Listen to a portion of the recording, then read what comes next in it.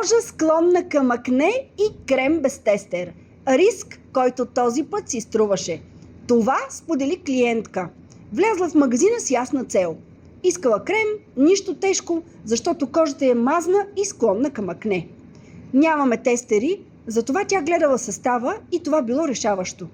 Формулата на лекия хидратиращ гел е проста и логична.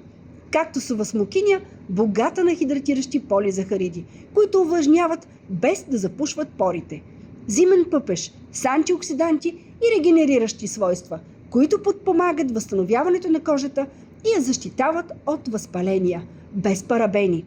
Клиентката каза още, че след като започнала да го използва, кожата е реагирала спокойно. Нямало нови пъпки, нямало лъщене, кремът попива бързо, хидратира и оставя кожата свежа, с равен тен и леко сияние без блясък. Използвала го и като основа за грим, защото не отежнява кожата.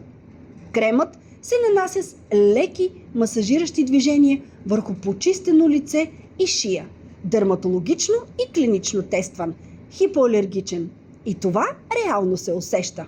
Ако имате кожа склонна към акне и избирате продукта по състав, а не по обещания, този лек хидратиращ гел е сигурен избор.